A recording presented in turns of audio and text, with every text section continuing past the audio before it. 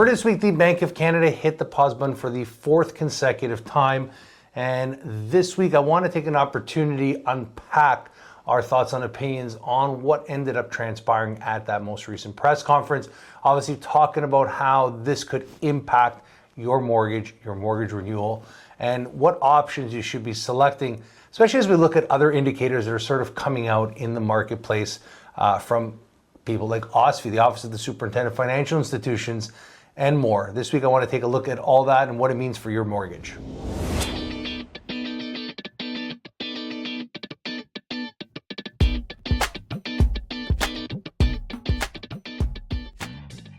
Earlier this week, the Bank of Canada hit the pause button for the fourth consecutive time. This should not come as a surprise to many Canadians, especially as we consider what is still happening overseas, the geopolitical tensions. Obviously, the war still continues to linger. These uncertainties still wreak havoc on the oil markets. And obviously, as we see oil continue to maintain its higher levels, that obviously puts a lot of pressure on Canadians, especially at the pumps. And once again, if we increase the cost of fuel, even with potential, tax savings, this is obviously going to drive potential inflation higher. And this is what the Bank of Canada was pointing to at their most recent press conference. Now, once again, there's a lot of news outlets talking about the fact that we could see consecutive rate hikes, and obviously that's a possibility. The Bank of Canada laid out numerous risks, numerous possibilities and outcomes, but ultimately, we need to wait to see exactly what ends up happening. And once again, this is super important to understand. This is what the Bank of Canada governor had to say. I'll let you be the judge. If the United States imposes significant new trade restrictions on Canada, we may need to cut the policy rate further to support economic growth. Alternatively, if oil prices continue to increase, and particularly if they remain elevated, the risk that higher energy prices become ongoing inflation increases. And if this starts to happen, monetary policy will have more work to do. There may be a need for consecutive increases in the policy interest rate. Of course, these are not the only possible outcomes. We'll be watching developments closely and assessing their implications for growth and inflation. As the outlook evolves, we stand ready to respond as needed. So, as you can see, you're looking at the possibility of, if we see the economy align with what the Bank of Canada forecasts, then we could potentially see the Bank of Canada policy remain at its current level at 2.25%, maybe some nimble changes, some small changes of maybe 0.25%. But once again, if we see oil prices continue to be persistent in the moving forward, then the Bank of Canada has no choice but to react. Once again, we don't want to see these inflationary numbers stick around for a long time. One super important thing to point out is if you take what the Bank of Canada is saying about the economy and obviously how it's faring, they're saying that, look, we're going to have some minor growth, and I call it minor because you're talking about like 1% over the next few quarters. And this is not really monumental. But what we also see is coming out from OSFI, the Office of the Superintendent of Financial Institutions, is the risks to the real estate and mortgage market, right? So this sort of ties into my thought process of saying, look, we have the Bank of Canada saying, look, the economy is supposed to grow. Inflation potentially could run up. Oil prices are going to be a catalyst for higher prices for Canadians at the pumps. But potentially this could be good because Canadian oil, and obviously selling that, if we can get it to market, will help GDP. But when you think about the everyday Canadian, and obviously the fact that they're maintaining higher debt levels and real estate prices are flat, and especially for those who've accumulated some debt over the last little while, it's going to change the dynamics potentially in the banking system, at least not on the onset, but how banks approach and how lenders approach lending. We're starting to see a lot more Canadians, as I said, as they're approaching renewal, that are looking to restructure, refinance, re-amortize their mortgages to help them ease that monthly burden. And we definitely have a lot of signals. Now, once again, taking the OSFI report, we could definitely dissect it in a whole separate video.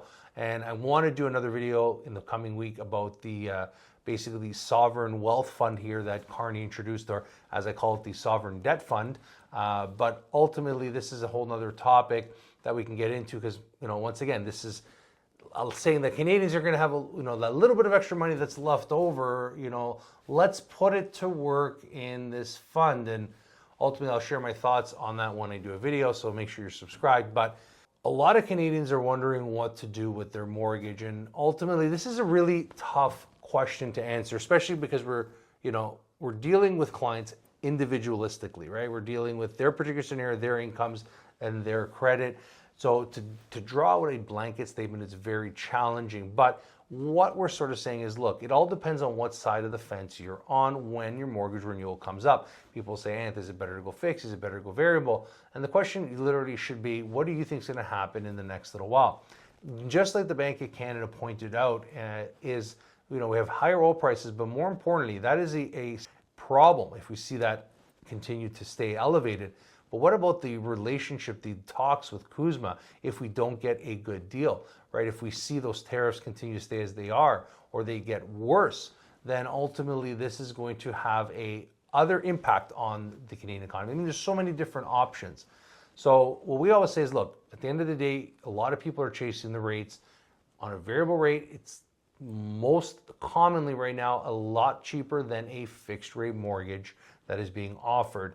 And once again, this could be enticing to take a variable rate mortgage because it's a lower interest rate, and obviously the payments could be reflectively a lot lower. However, you have to understand the inherent risk with the variable rate mortgages, and what we've talked about in the past is there's two types of variables. And I keep on harping back on this, but it's super important to understand. One is a static variable mortgage, which means your payment remains the same no matter what happens to the Bank of Canada. So if it goes up or down, your payment remains isolated. However, interest and principal in the back end does change, right? So the payment stays the same, but that calculation of how much goes towards principal and towards interest does change. And with these mortgages comes that trigger rate. So you have to understand what that trigger rate could be depending on the rate that you're getting.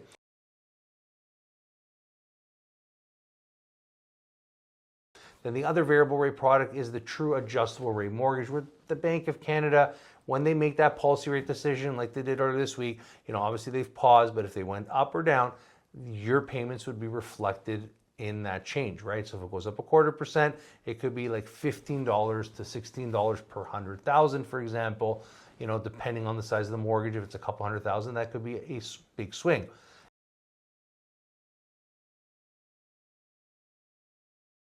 And once again, when you're thinking about taking that variable rate mortgage, it's super important to understand that, if you believe that the Bank of Canada is going to hike rates, then you may not want to select that variable rate product, especially if they're talking about consecutive rate hikes. However, we have a lot of clients that are talking to us right now about, they think that the economy is the more important part. They think, look, the U.S. is going to get this war ended. We're going to get a good deal. And if you can bite the bullet and weather the storm, the variable might be the better play in the long run, especially because we have a Bank of Canada saying, look, it's going to be one way or the other. The other way, and once again, this is our argument, what happens if the policy rate stays the same at 2.25, maybe goes down to 2%?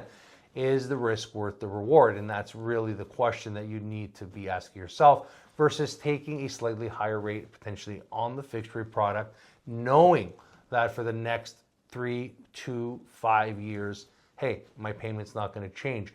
And once again, weighing out the options. I think this is super important, especially as all these mortgages, continue to renew into 2026 and into 2027. Looking at those options, saying, look, if you have debt, you should be considering consolidating it.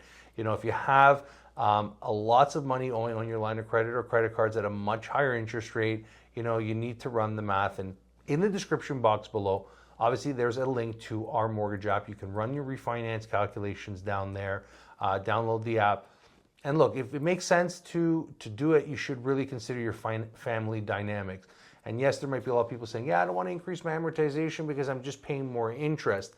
But once again, if you're financially strapped, you're off, one person's off work, one person's less hours at work, depending on the industry that you're in. If you're in construction, I know a lot of people are, slowed down. They're on 3 to 4 day work weeks, some trades. Once again, that is something you need to consider. Another key point, if you're looking at your mortgage renewal, you're thinking about reamortizing, you're hesitant on it, obviously speak to a mortgage professional, get all the right options, understand what's available ahead of you. Remember, when you're working with a broker, we have access to multiple lenders, not just your specific lender.